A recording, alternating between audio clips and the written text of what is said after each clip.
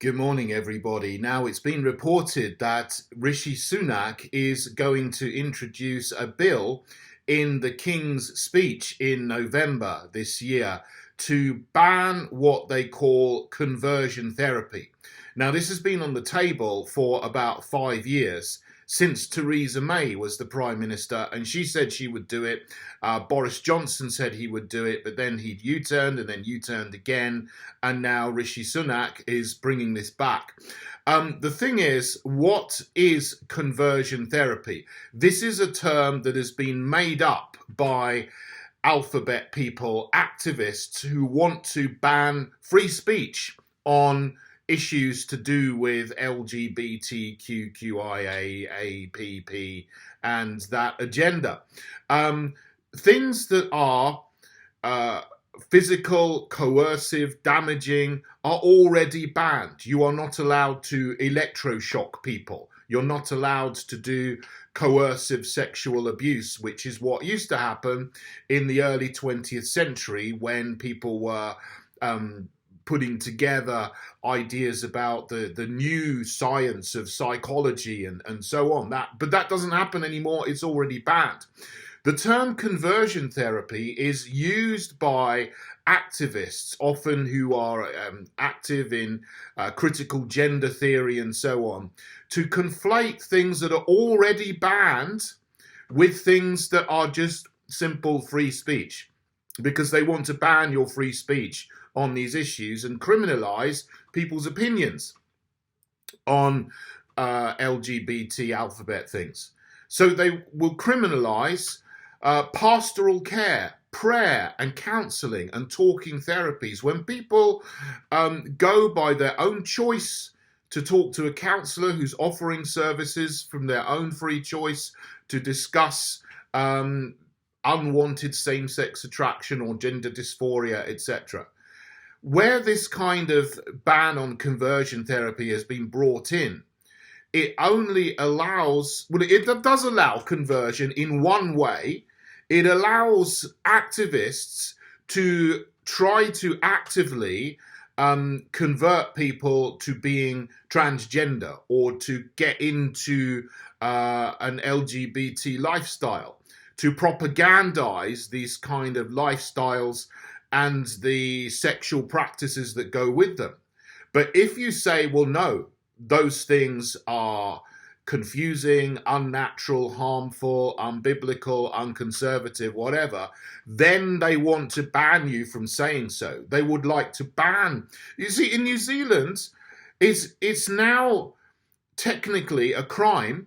It hasn't been tested in the courts there yet, but the legislation with their conversion therapy bill, it makes parents criminals if they try to convince their child who's been confused by a transgender activist that they're not the biological sex that they are, to come back to their natural biological sex. See, these activists go into schools under this new subject of comprehensive sexuality education that's been rolled out all around the world.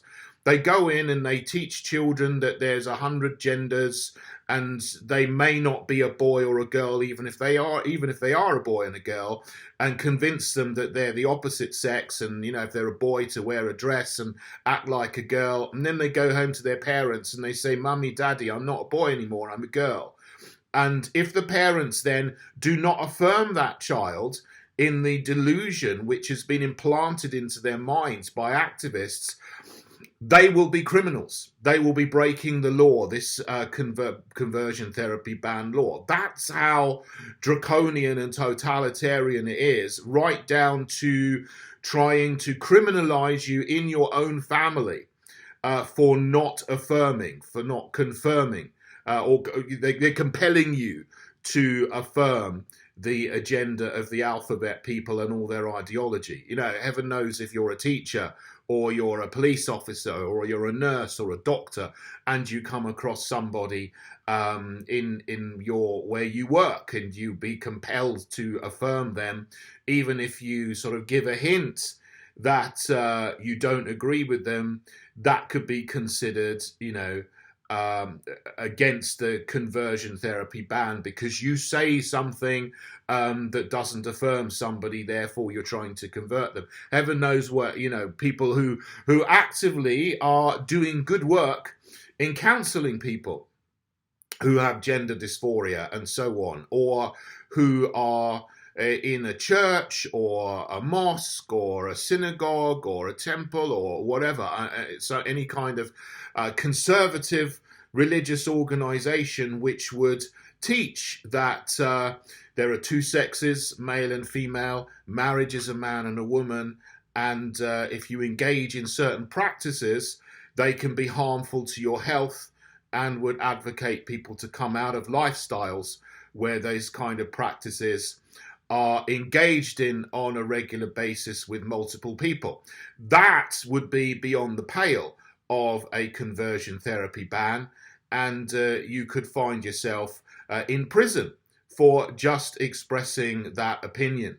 And this is why it is an egregious attack on free speech. It doesn't do anything to enhance gay rights or trans rights. The alphabet people have all the rights that they need or want in most Western countries. It's gone way beyond where it should do. They've got governments that have been infested with globalist and cultural Marxist activists to change the definition of marriage that we've had for all of history, and has been what people understand marriage to be in every civilization, in every time, in every place, all over the world, until about 2012, 2013, when people started to redefine marriage and say it's not just a man and a woman, it's a man and a man, a woman and a woman, three men, a woman and a dog, a woman and a horse and a donkey, and two men.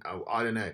Or this is what's coming in: polyamory and polyandry and polygamy and all these kind of things, which are being made legal under the auspices of alphabet ideology. So I stand against it. I've been speaking against this from when it was first mooted, when there was nobody else speaking against this, right back when the fake conservatives published their 75-point LGBT action plan in 2018 by Penny Mordaunt, who was at the time the Women and Equality Ministers, and she's now the leader of the House of Commons. But it seems that this has been done because there's a hell of a lot of fake conservative MPs that have been, and ministers, who have threatened to either leave, join another party, or stand down at the election, or ministers who threaten to resign because they are alphabet activists themselves, and they want this bill to come through to ban people's free speech and people's freedom to give, offer and receive counselling, prayer and pastoral care, and to have conversations about gender dysphoria and unwanted same-sex attraction.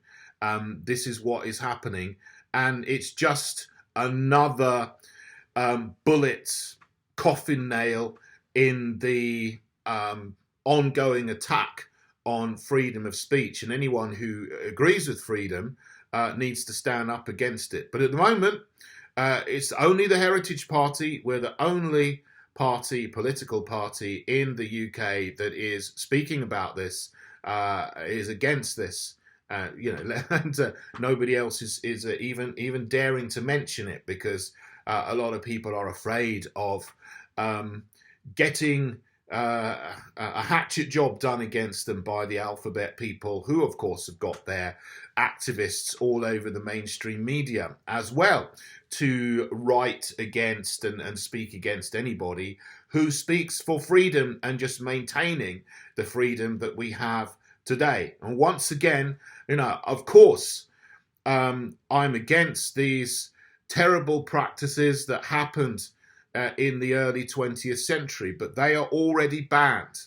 And a ban on conversion therapy is not properly defined, and it's sole purpose is not to ban things that are already banned. You don't need a law to ban things that are already banned. It doesn't happen anymore. This is simply to criminalise people who don't have the politically correct opinion on these things. And if Rishi Sunak brings it in, then he is going to be responsible for more